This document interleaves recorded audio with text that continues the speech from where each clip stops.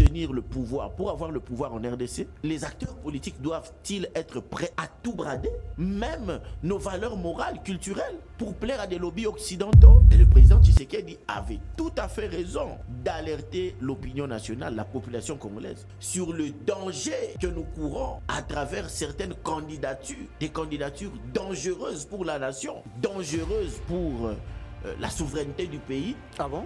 Dangereuse pour la moralité de nos enfants, dangereuse pour l'existence de la République démocratique du Congo comme État-nation. Vous imaginez tout ce que nous avons comme priorité dans notre pays? Des problèmes liés au développement, liés au social, liés à la gestion des finances publiques, liés à l'insuffisance des infrastructures. Et qu'un candidat prenne la parole pour faire plaisir à des lobbies occultes, à des sociétés secrètes, et qui viennent vous présenter ici comme priorité l'intégration de la notion du genre. Mais c'est une candidature dangereuse, antipatriotique, une candidature à rejeter. Lorsqu'il parle d'introduire de la notion du genre, il ne parle pas de ça. Mais il parle de quoi exactement? Il parle de la notion du genre.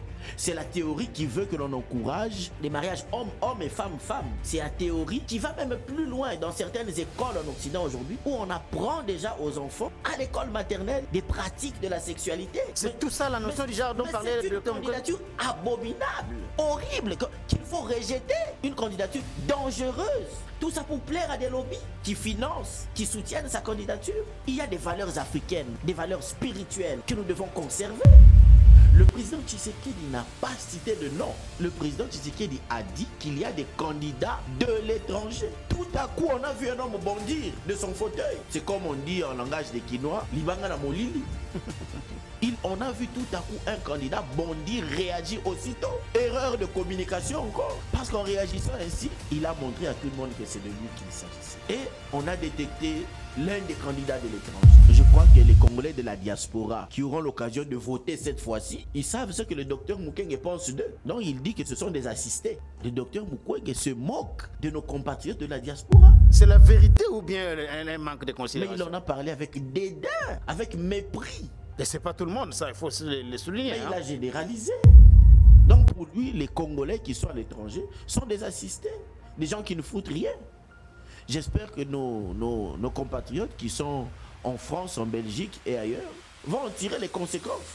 Est-ce qu'il n'y a pas de réalisations que l'on peut voir, les résultats de Katumbi, des bâtiments construits?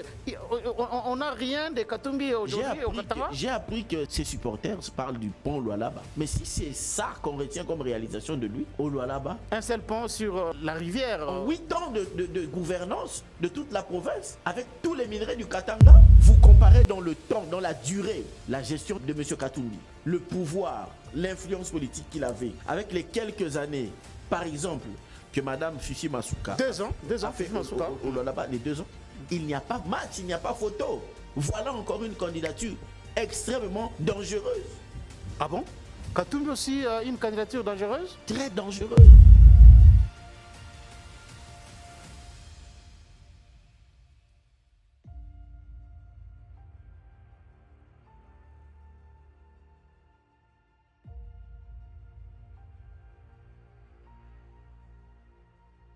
Merci beaucoup à vous tous qui êtes branchés en ce moment pour suivre votre magazine, les débats congolais. Aujourd'hui, au cours de l'émission de ces jours, nous allons examiner un sujet important. Nous avons le réel plaisir de recevoir dans cette émission aujourd'hui un cadre de l'UDPS. Il s'appelle bien M.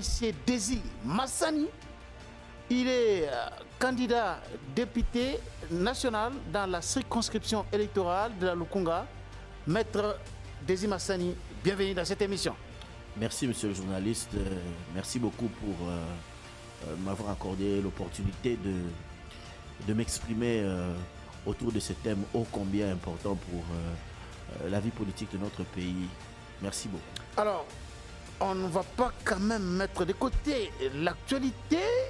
Cette grande actualité, c'est les affrontements qui se déroulent dans le Nord Kivu entre les Wazalendo et les groupes terroristes M23 en alliance avec l'armée rwandaise.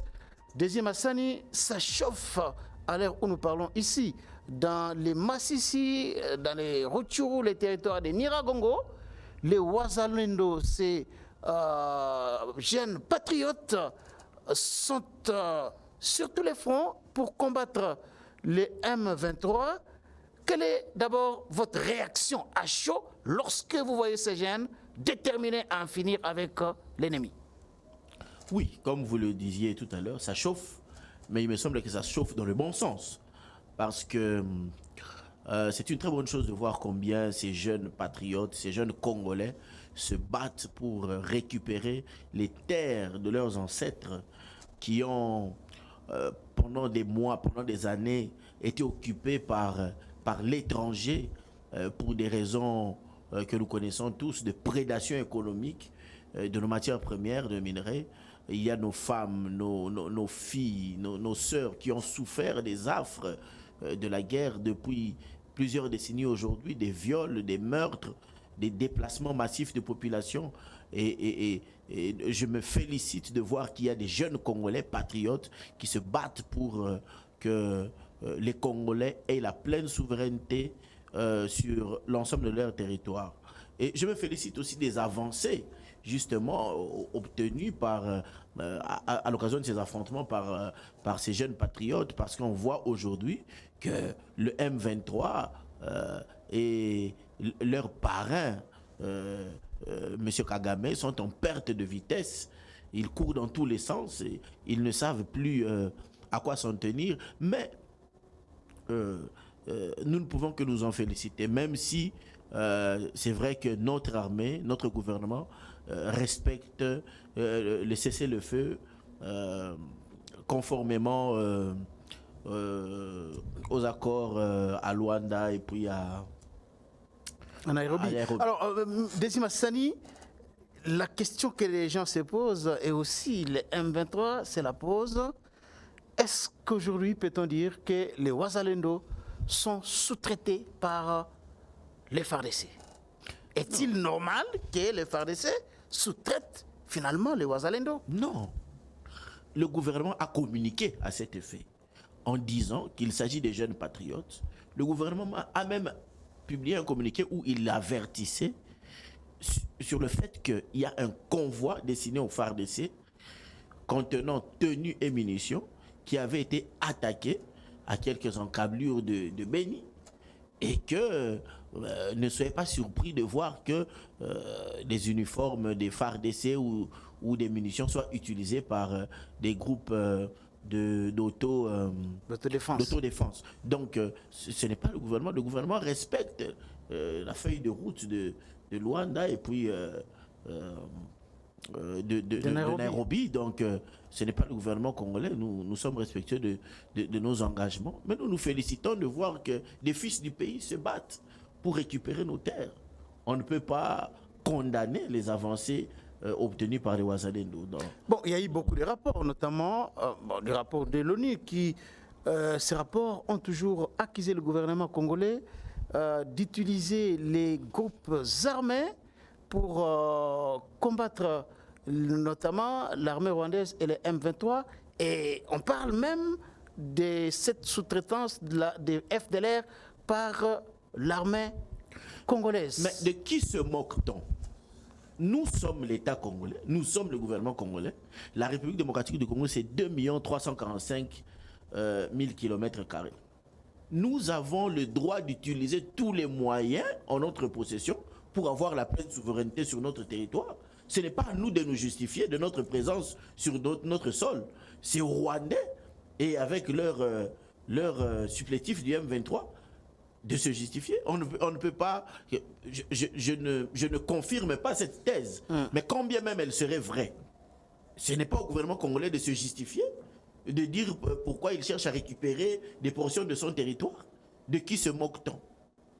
Donc les groupes armés par moment qui commettent des viols, des assassinats, des meurtres. Ne me faites pas dire ce que je ne dis pas. Non, je pose la question. Je suis en train de dire que ce soit les Nations Unies, que ce soit les organisations régionales ou sous-régionales, je pense qu'on devrait plutôt se pencher sur l'illégalité, sur les violations de notre territoire national, de notre intégrité territoriale par le Rwanda via les M23 et les multiples groupes armés qui ont écumé l'Est du pays depuis 1996 jusqu'à aujourd'hui. C'est sur ça qu'on doit se pencher. On ne doit pas se pencher sur les efforts du gouvernement congolais à reprendre possession de ces terres, quels que soient les moyens, même si nous ne confirmons pas cette thèse et nous disons qu'elle n'est pas vraie. Parce que le gouvernement congolais est respectueux de ses engagements à la fois sur le plan international, sur le plan régional, sur le plan sous-régional. Mais est-ce que vous trouvez normal, pouvez-vous trouver normal que le gouvernement ait le droit de sous-traiter des groupes armés alors qu'il y a toute une armée, l'armée loyaliste qui peut faire face à l'ennemi et les bouter dehors? Mon frère Charles Quint. Pourquoi seulement le gouvernement doit respecter ces accords-là, ces engagements, les engagements de Luanda et Nairobi, alors que Kagame et les M23 ne les respectent pas? Pourquoi seulement le gouvernement doit se présenter comme étant celui qui respecte ces accords, même si ils sont violés par les M23 et l'armée rwandaise? Kagame, l'agresseur, nie depuis des décennies l'implication de son pays dans ce qui se passe à l'est du Congo. Il avait nié autrefois son soutien au RCD Goma, alors que c'était plausible. Il a nié son soutien au CNDP, au M23, alors que tout le monde sait, il y a des rapports des Nations Unies qui sont clairs à cet égard. Donc, je pense que c'est sur ces aspects-là que la communauté internationale, à travers les Nations Unies, que l'Union africaine, que toutes les organisations régionales, sous-régionales, doivent plutôt indexer de manière claire l'agresseur qui est le Rwanda, qui est M. Kagame, son régime, qui a des velléités hégémonistes, qui veut faire main basse sur les richesses du Congo et qui utilise tous les moyens, en utilisant parfois des fils égarés de la République, en sémant terreur, désolation, viol, crime, pillage, au vu et au su de tout le monde. C'est à se demander pourquoi est-ce que la communauté internationale est si passive et si complaisante envers ce monsieur qui en réalité est un criminel. On a vu quand même les États-Unis prendre des sanctions contre le gouvernement rwandais dernièrement, en coupant notamment l'aide au gouvernement rwandais à cause notamment de l'implication de Kigali dans ce qui se passe à l'est du pays. Mais là, il faut aussi se féliciter de la diplomatie. La diplomatie, ce travail extraordinaire fait par le président de la République, son Excellence Félix Antoine Tshisekedi Tshilombo, depuis son avènement au pouvoir. Ce travail qui a consisté à mettre en lumière, à stigmatiser l'implication du Rwanda dans ce qui se passe à l'est du Congo. Et c'est grâce à cette diplomatie offensive, cette diplomatie agissante, que ces résultats sont aujourd'hui palpables. Je pense que prendre des sanctions à l'encontre du Rwanda, c'est très bien, c'est déjà un bon début. Mais je pense qu'il faut aussi prendre des sanctions à l'égard de M. Kagame comme individu, comme donneur d'ordre. Parce que c'est lui qui sème le trouble dans cette sous-région, qui crée des troubles au Congo, qui crée des troubles au Burundi. Je pense qu'il faut des sanctions à l'encontre de M. Kagame comme individu. Alors, Maître Désir Massani, est-ce que vous comprenez un peu par moment l'attitude pleurnicharde de l'armée congolaise qui chaque fois prend des communiqués qui désolent un petit peu l'opinion nationale? Au lieu d'attaquer l'ennemi, l'armée est là pour pondre des communiqués comme quoi elle reste fidèle aux engagements, même si les M23 sur terrain continuent à tuer, à piller. Est-ce que nous pouvons dire aujourd'hui que le M23 se retrouve encore en position de force? Je ne crois pas qu'on peut affirmer cela aujourd'hui. La preuve en est qu'ils sont en train de pleurnicher à gauche et à droite. Premièrement. Deuxièmement, vous savez par quoi notre armée est passée. Depuis l'avènement de l'AFDEL jusqu'à aujourd'hui. Vous savez que nous avons connu des rébellions qui nous ont laissé comme héritage brassage, mixage, avec comme conséquence l'infiltration de notre armée même dans des postes de responsabilité les plus importants, non seulement au sein de l'armée, mais même au sein de nos services d'intelligence.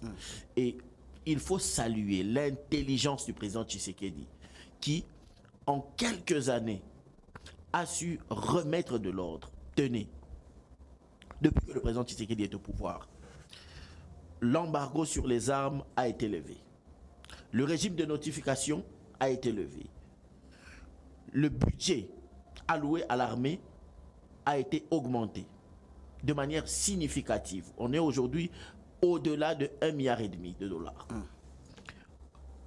Des unités ont été recrutées et sont en train d'être formées. Plus de 40 000. Et lorsque vous observez toutes ces choses, et non seulement formées, mais aussi équipées, lorsque vous observez tout ce travail qui a été fait, la réforme au sein de nos services de renseignement, au sein des FARDC, la chaîne de commandement, au sein de la police nationale congolaise, on ne peut que se féliciter de la clairvoyance du président Tshisekedi. Et notre armée est réellement en train de monter en puissance et elle fait peur aujourd'hui. Je pense que dans les mois qui suivent, vous entendrez certainement des nouvelles. Et je pense que tout ce chapitre d'humiliation, de désolation que notre pays a connu appartiendra désormais au passé. Bon, on avait suivi l'ultimatum qui était lancé contre les M23. Ça allait prendre fin les 24. Et immédiatement après la fin de cet ultimatum-là, on a vu les Wazalendo reprendre du poil de la bête et commencer à poursuivre l'ennemi tel que ça s'est fait aujourd'hui. Peut-on dire que cet ultimatum-là était pour finalement envoyer les Wazalendo avant que l'armée entre en danse? Mais je vais me répéter. Nous ne savons pas où est-ce que les Wazalendo trouvent les armes. Nous ne savons pas comment ils font pour trouver les tenues. Si ce n'est que récemment, il y a un convoi de FARDC qui a été attaqué avec armes, munitions et tenues. Nous ne savons pas comment ils font pour s'entraîner. Nous ne savons même pas comment ils font pour avoir des snipers. Nous constatons simplement que les épreuves qu'ont endurées nos concitoyens à l'est de notre pays les ont poussés à développer des capacités extraordinaires que nous observons sur le terrain. Et nous constatons et nous nous en félicitons. Nous espérons que ça ira jusqu'au bout et que la guerre retournera d'où elle est venue, comme le disait le président Laurent Kabila à l'époque. Alors, malgré ces avancées sur le terrain, mais nous avons appris hier la déclaration du facilitateur dans ces conflits. Il s'appelle bien Uhuru Kenyatta, l'ancien président du Kenya, qui a demandé à ce qu'il y ait cessation des hostilités. Qu'en pensez-vous? Vous pensez que les Wazalendo doivent aujourd'hui arrêter de combattre les M23 afin que ces derniers acceptent les précantonnements tels que cela a été conclu dans l'accord de Luanda? Le gouvernement congolais n'engage pas les Wazalendo. Les Wazalendo n'obéissent pas à notre chaîne de commandement, à la chaîne de commandement des FARDC. Nous ne pouvons pas nous engager au nom des Wazalendo. Le gouvernement congolais ne combat pas, il observe le cessez-le-feu. Nous respectons la feuille de route de Luanda et de Nairobi. Donc nous ne sommes pas concernés par ce que le facilitateur dit. Peut-être qu'il devrait s'adresser au M23 et au Rwanda. Mais les FARDC respectent le cessez-le-feu. Donc nous ne sommes pas concernés. Nous sommes les premiers à respecter les accords que nous signons. Vous venez vous-même de le dire tout à l'heure. Donc nous ne sommes pas concernés par cela. Il doit plutôt s'adresser au M23, etc. Nous ne savons pas. Donc vous pensez que Uhuru Kenyatta doit prendre langue avec les Wazalendo et non les gouvernements congolais par rapport à cette situation? Bon, c'est encore qu'il faut se demander, est-ce qu'il connaît la chaîne de commandement des Wazalendo? Ils obéissent à qui? Qui donne les ordres? Qui donne les armes? Qui donne les munitions? Non, mais c'est ça ma question. Donc il doit quand même chercher à entrer en contact avec les leaders. Bon, d'ailleurs, les leaders du Wazalendo, les chefs religieux, là, a été condamné hier, condamné à mort à cause de ce qu'il avait fait ce qui a occasionné les massacres qu'on a qualifiés de Goma. Alors, s'il réussit à les rencontrer et à les convaincre, ça m'étonnerait beaucoup parce que ces patriotes sont très déterminés. Ils ont souffert depuis des décennies des affres de la guerre à l'Est. Il semble que le facilitateur était répondu aux abonnés absents. Donc, je ne vois pas ces patriotes-là obéir à un quelconque cessez-le-feu. Donc, pour vous refusez carrément que les Wazalendo rencontrent Uhuru Kenyatta ou l'un de ses délégués pour des éventuelles négociations? Non, je ne dis pas que je refuse. Je dis que je doute que ces patriotes-là sont prêts à un cessez-le-feu. Compte tenu de leur détermination, je doute, je m'imagine. Je doute fort que le président Kenyatta saura les convaincre. Alors, M. Désiré Massani, nous avons suivi, et c'est ce que les ennemis relayent comme information. Patrick Mouyaya a une question qui lui a été posée par un journaliste. Il a dit clairement que les Wazalendo ne sont pas une force négative. Et les M23 et tout ce qui communique l'armée numérique des M23 s'est appuyé là-dessus pour dire qu'ils sont en intelligence avec les FARDC. Est-ce que pensez-vous aussi que les Wazalendo ne sont pas une force négative? Mais les Wazalendo sont des patriotes. Ce sont des Congolais qui se battent. C'est un groupe d'autorésistance qui se bat pour récupérer les portions de terre qui appartiennent à leur nation, qui appartiennent à leur pays, qui sont occupés illégalement, anarchiquement, injustement par un pays étranger à travers leurs supplétifs. Comment peut-on traiter de tels patriotes de groupes négatifs ou de forces négatives? Absolument pas. Le terme approprié pour les Wazalendo, c'est de dire que ce sont des patriotes. Et on ne peut qu'encourager des patriotes à défendre leur patrie. Merci beaucoup. Il était important que nous placions un petit mot par rapport à cette question. C'est vrai qu'aujourd'hui, la République entière est derrière les Wazalendo. Ça doit être clairement dit parce que cette guerre a fait trop de victimes dans cette partie de la République. Alors, revenons maintenant à notre sujet principal. Tshisekedi, élection 2023, Félix Tshisekedi, parti favori. Désiré Massani, nous avons suivi le président de la République au sortir du bureau de traitement et réception des candidatures à la CENI. Tshisekedi s'est vertement attaqué à ses adversaires politiques.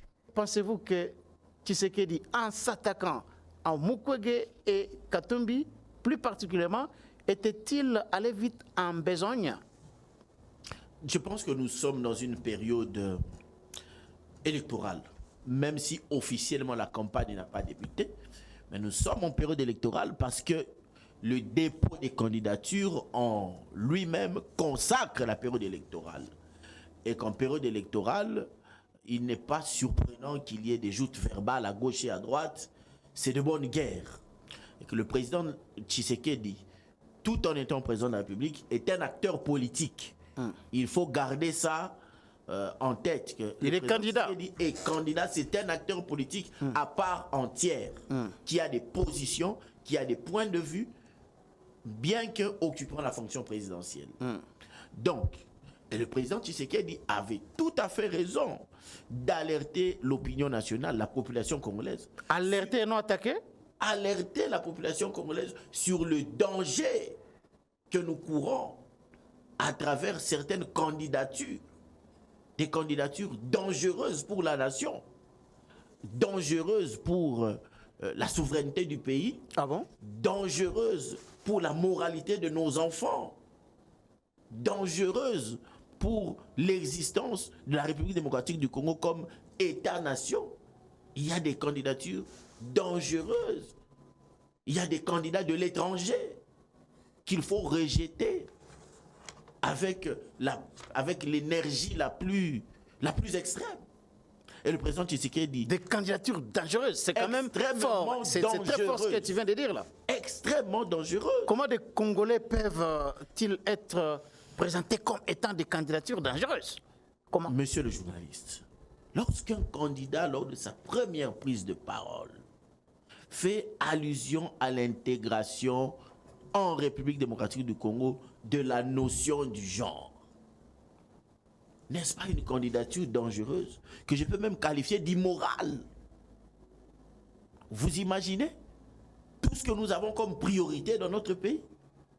Des problèmes liés au développement, liés au social, liés à la gestion des finances publiques, liés à l'insuffisance des infrastructures, liés à la couverture sanitaire, des défis qui nous restent à relever, la desserte en eau, en électricité, et qu'un candidat prenne la parole pour faire plaisir à des lobbies occultes, à des sociétés secrètes, et qui viennent vous présenter ici comme priorité l'intégration de la notion du genre. Mais c'est une candidature dangereuse, antipatriotique, une candidature à rejeter. Bon, alors, de son côté... Une candidature immorale. Vous êtes en train de... C'est ça que... De parler de Dr Mukwege? Mais absolument. C'est ça que le docteur va amener à nos enfants comme concept. Parce que cette notion du genre dont il parle, ce n'est pas le gender connu sous la forme pour laquelle nous militons déjà dans notre pays. Égalité homme-femme, oui. Égalité des chances. Hein? Voilà. Parce que la constitution de notre pays prévoit par ailleurs 30% de représentativité féminine. D'autre part, nous avons un ministère du genre. Donc, ce n'est pas, lorsqu'il parle d'introduire de la notion du genre, il ne parle pas de ça. Mais il parle de quoi exactement? Mais il parle de la notion du genre qui s'inspire de la théorie de Simone de Beauvoir qui dit on ne naît pas femme, on le devient. Où il appartient à l'homme de choisir son orientation sexuelle. Même si biologiquement vous êtes né comme un homme, vous pouvez estimer que vous vous sentez femme. C'est la théorie qui veut que l'on encourage les mariages homme-homme et femme-femme. C'est la théorie qui va même plus loin dans certaines écoles en Occident aujourd'hui, où on apprend déjà aux enfants, à l'école maternelle, des pratiques de la sexualité. C'est tout ça la notion du genre dont parlait le docteur Mukwege. C'est une candidature abominable, horrible, qu'il faut rejeter. Une candidature dangereuse. Tout ça pour plaire à des lobbies qui financent, qui soutiennent sa candidature. Il y a des valeurs africaines, des valeurs spirituelles que nous devons conserver. Et ça, ce sont des choses importantes pour lesquelles des civilisations se sont battues pour conserver leurs valeurs, leur patrimoine culturel, leur patrimoine moral. Mais est-ce que c'était le moment pour que le président Tshisekedi aborde ça? Est-ce qu'il ne fallait pas attendre, peut-être lors de du lancement officiel de la campagne électorale? Le président Tshisekedi, en patriote, ne pouvait pas laisser passer ce genre de choses, ne pouvait pas passer sous silence ce genre de choses. Parce que ce sont des propos d'une gravité extrême. Même si aujourd'hui je constate que les katumbistes se mettent à défendre. Les katumbistes? Oui. Les propos du docteur Mukwege. Il relaye ces propos. Il cherche à les maquiller, à les atténuer, à les rendre moins graves. C'est très grave. Où est-ce que nous allons? Est-ce que pour obtenir le pouvoir, pour avoir le pouvoir en RDC, les acteurs politiques doivent-ils être prêts à tout brader? Même nos valeurs morales, culturelles, pour plaire à des lobbies occidentaux? Alors, Désiré Massani, c'est regrettable. Je dis ici, le président Tshisekedi s'est attaqué à Mukwege, docteur Mukwege, le présentant comme étant un candidat de l'étranger. Mais comment un homme présenté comme étant congolais du Sud Kivu, celui qui a géré l'hôpital de Panzi pendant des années, et lui-même l'a dit que ça fait maintenant plus de 40 ans qu'il vit au Congo à côté des pauvres, les enseignants les montrant comment élever des poules, des chèvres, il ne peut pas être considéré comme un candidat de l'étranger. Monsieur le journaliste, mais c'est quand même très grave. Le président Tshisekedi n'a pas cité de nom. Le président Tshisekedi a dit qu'il y a des candidats de l'étranger. Tout à coup, on a vu un homme bondir de son fauteuil. C'est comme on dit en langage des Quinois, Libanga na molili. On a vu tout à coup un candidat bondir, réagir aussitôt. Erreur de communication encore. Parce qu'en réagissant ainsi, il a montré à tout le monde que c'est de lui qu'il s'agissait. Et les Congolais l'ont identifié. Donc il a confirmé en quelque sorte la thèse du président Tshisekedi. Les propos du président Tshisekedi. Le président Tshisekedi, clairvoyant, avait vu juste. Et on a détecté l'un des candidats de l'étranger. Du moins le principal candidat de l'étranger. Le principal? Mais absolument. Il est le seul? Mais il y a d'autres derrière lui? Derrière Mukwege? Terminons-en avec lui. Oui. Quelqu'un qui n'a pas de machine politique. Quelqu'un qui n'a pas de parcours politique, qui n'a pas de combat politique. Il a un regroupement politique, hein, qui a été fabriqué, rafistolé en dernière minute. Un candidat qui n'a pas d'ancrage sociologique. Non mais au Kivu, un peu, au Kivu, il a pignon sur rue là-bas. Hein? Monsieur Mukwege est connu au Kivu comme gynécologue. Un bon gynécologue, un bon médecin, nous pouvons lui faire confiance en cette matière-là, dans ce domaine-là. Maintenant, il faut aussi que les partisans du docteur soient indulgents, qu'ils comprennent que dès lors qu'il est descendu dans l'arène politique, il doit apprendre à recevoir des coups. Parce qu'en politique, il n'y a pas de prix Nobel. Maintenant. Donc il n'y a pas de prix Nobel ou bien il n'y a pas de respect envers les prix Nobel? Il y a du respect, il y a le respect pour tout le monde. Mais si même les présidents de la République en fonction reçoivent des coups, mais on ne va pas se gêner pour le docteur Mukwege. On va le traiter comme tout acteur politique. Au même titre que M. Fayoulou ou M. Katumbi. Donc, vous imaginez bien que cette candidature est une candidature visiblement qui est promue par l'étranger. Sa réaction elle-même en témoigne.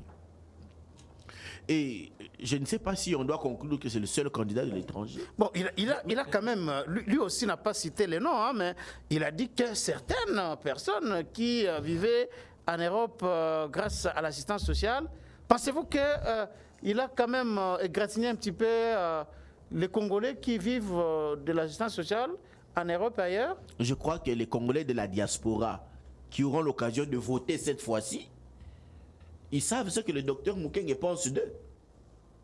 Donc il dit que ce sont des assistés. Le docteur Mukwege se moque de nos compatriotes de la diaspora. Est-ce que c'est un manque de considération envers eux? Un manque de considération extrêmement grave. C'est la vérité ou bien un manque de considération? Mais il en a parlé avec dédain, avec mépris. Il se met sur un piédestal en prétendant que les compatriotes qui vivent à l'étranger vivent de l'assistance sociale. Et c'est pas tout le monde, ça, il faut le souligner. Mais il a généralisé. Donc pour lui, les Congolais qui sont à l'étranger sont des assistés, des gens qui ne foutent rien. C'est ça l'image qu'il a du Congolais de la diaspora. J'espère que nos compatriotes qui sont en France, en Belgique et ailleurs vont en tirer les conséquences. Par ailleurs, je constate que beaucoup de ceux qui supportaient le président Fayoulou en Europe, notamment, se sont ralliés à lui. Je ne sais pas comment il a fait. Mais, du moins, son attitude de... Est-ce que finalement, aujourd'hui, au regard des attaques que subit Mukwege aujourd'hui, est-ce que ça ne démontre pas finalement que Tshisekedi a peur de Mukwege? Et la candidature de Mukwege fait peur à Félix Tshisekedi et sa famille politique? Vous êtes de l'UDPS. Monsieur Charles Kinkango, est-ce qu'à Mbujimaï, à Bumba, est-ce que à Aru, est-ce que à Popo Kabaka, on connaît le docteur Mukwege? Qui le connaît là-bas? Il est connu chez lui à Panzi. Et encore, il est connu là-bas comme gynécologue. Il faut faire la part des choses. Il y a des personnes. Pas comme acteur politique. Non, il y a des personnes. Les Congolais savent faire la part des choses. Il y a des Congolais, des acteurs, des personnalités publiques dans divers domaines qui sont bien connus ici, qui ont pignon sur rue, qui semble-t-il étaient populaires, mais qui ont brillamment échoué aux élections. Notamment certains artistes musiciens. Hein? Je m'abstiens de citer les noms, mais suivez mon regard. Donc les Congolais font la part des choses. J'ai très peur que le docteur ne se heurte à la même réalité. Mais parce que vous avez dit qu'il est soutenu, le président Tshisekedi l'a présenté comme étant un candidat soutenu. Le président Tshisekedi ne l'a pas présenté. Le président Tshisekedi a alerté l'opinion sur le fait qu'il faut faire attention aux candidatures de l'étranger. C'est M. Mukwege qui nous a dit que c'est lui le candidat de l'étranger. Ce n'est pas le président Tshisekedi. Le président Tshisekedi a alerté sur un danger. Et le concerné s'est manifesté. Nous avons pris acte. Mais alors, parce que vous dites qu'il s'est lui-même manifesté comme étant candidat de l'étranger, vous ne pensez pas que un Mukwege, aujourd'hui soutenu par les États-Unis, la Grande-Bretagne, la Belgique, la France et toutes les grandes puissances occidentales, vous ne voyez pas qu'il peut finalement arriver à la tête du pays avec ces soutiens-là? Croyez-vous que avec les avancées, l'influence de plus en plus grandissante de la Russie en Afrique, regardez ce qui se passe dans les États de l'Afrique de l'Ouest, vous pensez que ces nations-là, des Occidentaux, prendraient le risque de soutenir jusqu'au bout un candidat qui n'a pas d'ancrage populaire, un candidat qui a été battu dans les urnes, un candidat qui n'a pas de popularité, au risque de créer des tensions, des troubles et de perdre la République démocratique du Congo? Vous pensez qu'il prendrait ce risque-là? Absolument pas. Premièrement, ça c'est la première assertion. Mais la deuxième assertion, monsieur le journaliste, c'est nous qui votons. J'ai vu que dans votre émission, il y a un panneau derrière sur lequel il est inscrit « Le peuple gagne toujours ». C'est le peuple congolais qui va voter. Comme le président Tshisekedi l'a dit, nous irons aux urnes le 20 décembre. Nous attendrons jusqu'au dépouillement, jusqu'à l'élaboration des procès-verbaux et à l'affichage des procès-verbaux bureau de vote par bureau de vote. Nous irons tous, nous le ferons sur l'ensemble du territoire national. Cette fois-ci, nous ne voulons plus que quelqu'un vienne nous raconter autre chose. Alors, dans le discours du président Tshisekedi ces jours-là, il y avait aussi une boutade que les gens ont attribué cela à Katumbi. Les gens ont dit que c'était une pique adressée à Katumbi lorsque le président disait que certains qui ont dirigé ce pays, ils ont détruit complètement la SNCC au profit de leur société privée. Et du coup, on a vu les gens de Katumbi sortir des images où Katumbi, lorsqu'il était gouverneur, avec les financements de la Banque mondiale, il allait inspecter les travaux qui se faisaient pour rétablir les chemins de fer. Où est-ce qu'on en est? Où est-ce qu'il en est arrivé? On connaît les méthodes, on connaît le joueur et le jeu. Aujourd'hui, en matière de transport des minerais au Katanga, ce n'est pas la société de M. Katumbi qui a le quasi-monopole. Ça s'appelle comment déjà? Hakuna Matata. Ça, c'est des faits. Il ne faut pas nous raconter des histoires. Nous connaissons l'homme, gouverneur de son État, qui était dans le commerce, même dans les petits commerces, qui a profité de sa position pour fragiliser des structures étatiques au profit de ces business privés. Nous le connaissons. Mais regardez aujourd'hui ce qui se passe au Lualaba. Mais c'est extraordinaire. Depuis le gouverneur Mouyej, mais aujourd'hui, surtout aujourd'hui, avec Madame Fifi Masuka, comment on peut ne pas être admiratif du travail que cette dame abat au Lualaba. Mais Katumbi a toujours été présenté comme étant le meilleur gouverneur que les Katanga a connu. Je pense, tous les médias internationaux en parlent, voilà, et même aujourd'hui. Je pense que vous dites quelque chose de très important là. Les médias internationaux. Je pense que M. Katumbi est plutôt un très bon communicateur. Il sait vendre ce qu'il fait. Créer un mythe autour de sa personne. Créer un mythe autour de ses demi-victoires. Demi-victoire. Oui. Mais dans le fond, regardez le Lualaba aujourd'hui. Je peux même dire, regardez le Tanganyika. Depuis le début de cette législature jusqu'à aujourd'hui. Avec ce que Zoé Kabila était en train de faire. Notamment, et jusqu'à aujourd'hui. Même lui. Est-ce qu'il n'y a pas de réalisations que l'on peut voir, les réalisations de Katumbi, des bâtiments construits? On n'a rien de Katumbi aujourd'hui au Katanga? J'ai appris que ses supporters parlent du pont Lualaba.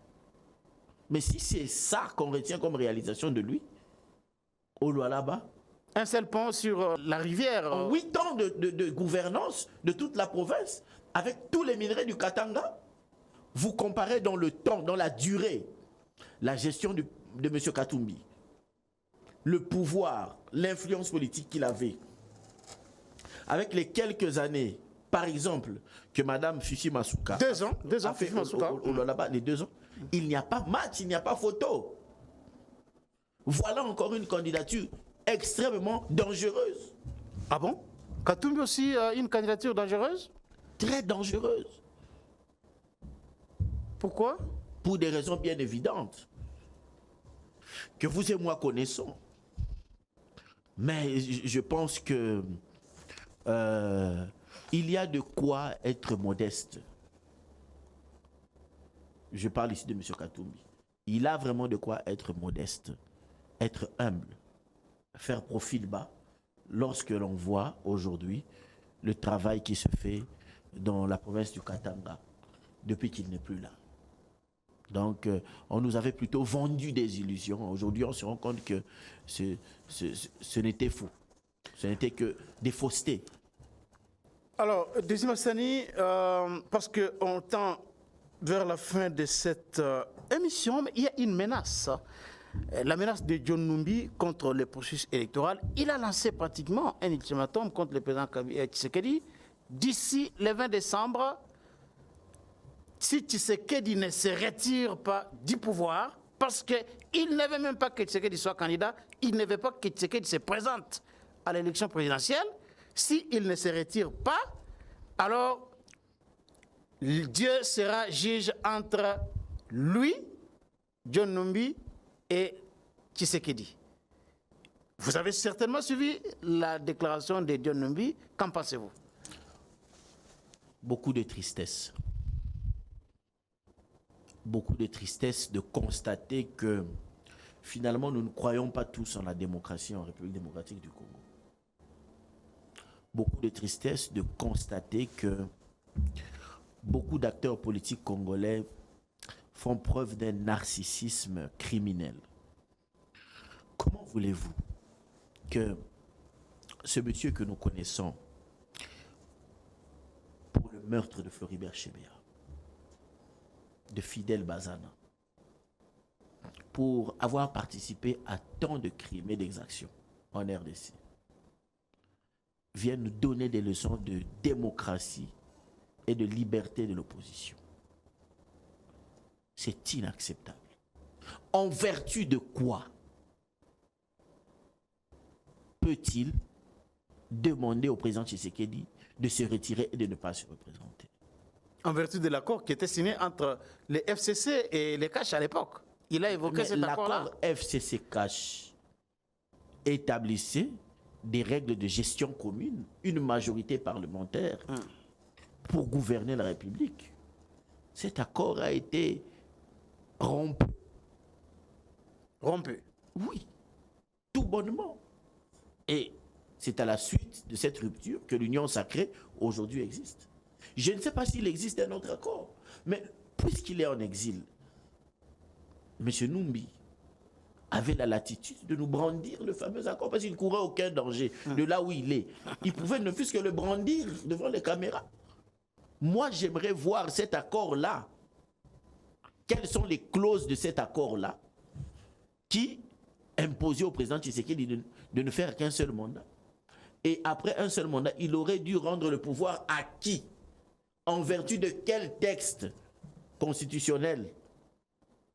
Donc, M. Numbi est en train de nous dire que l'ancien président, M. Kabila, lui-même et d'autres personnes qu'il a citées, se sont arrangés pour priver le peuple congolais de leur volonté populaire, pour décider à qui ils devaient donner le pouvoir et quand est-ce qu'on devrait le leur restituer.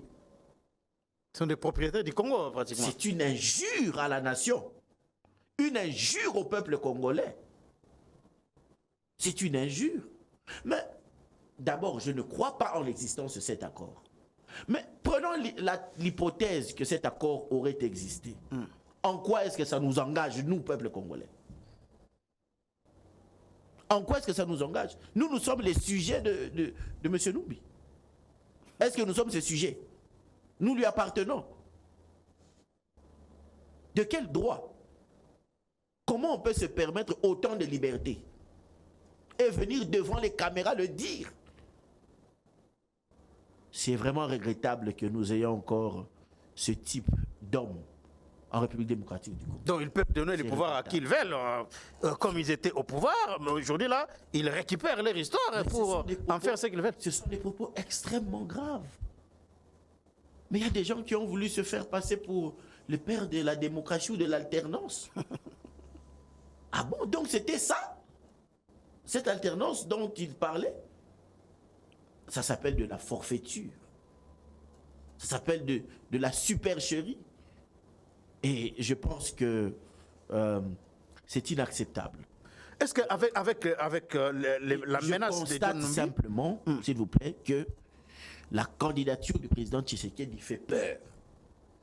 Parce qu'avec le peu de temps qu'il a passé au pouvoir, les réalisations sont palpables, elles sont visibles dans plusieurs secteurs d'activité de la vie nationale.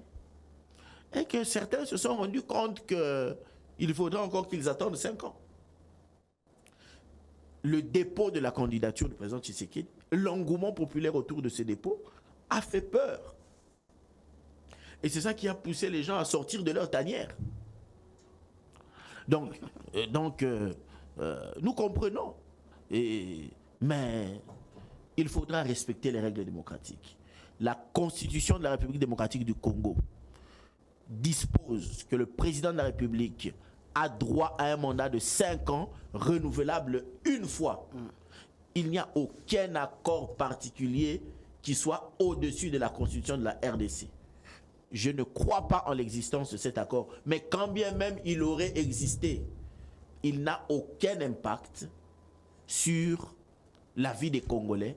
Il n'engage aucunement les Congolais et on ne peut pas faire prévaloir un tel accord qui est en violation de la Constitution. Est-ce que la menace de John Numbi aujourd'hui est vraiment à prendre au sérieux? L'ultimatum qu'il a lancé, est-ce que vous ne voyez pas que le processus électoral devient incertain avec cette menace de John Numbi?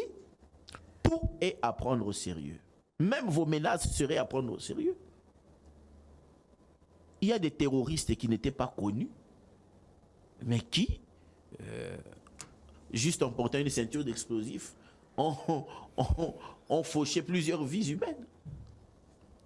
C'est-à-dire que tout le monde peut se réveiller un matin et décider de créer des dégâts. L'homme est un loup pour l'homme. L'homme est un danger, quel qu'il soit John Numbi, Charles Quincanque ou n'importe quel autre homme. Mais je pense que le processus démocratique en République démocratique du Congo va continuer son bonhomme de chemin, sans désemparer. Nous irons aux élections le 20 décembre. Nous élirons le nouveau président de la République. Et nous aurons de nouvelles institutions. Et n'en déplaise à ceux qui veulent faire retourner notre pays aux années 1965. Ce moment-là, ce temps-là est révolu en RDC. Merci beaucoup, Maître Désy Massani. Ça a été un plaisir pour nous de vous recevoir dans cette émission. Nous devons dire que le Congo n'est pas la propriété de quelqu'un. Ça n'a jamais été la propriété de Kabila. Ça n'a jamais été la propriété de John Numbi. Ça n'a jamais été la propriété des personnes pour que quelqu'un bombe les torses et déclare qu'il peut donner le pouvoir à quelqu'un et reprendre ces pouvoirs-là. Ils peuvent fabriquer un monstre, comme ça a été dit, et détruire ce monstre-là. Donc, John Numbi a Romikaka Nzambe à Congo, donc à Komi Nzamba Congo, il peut fabriquer et il peut faire tout ce qu'il veut avec la République démocratique du Congo.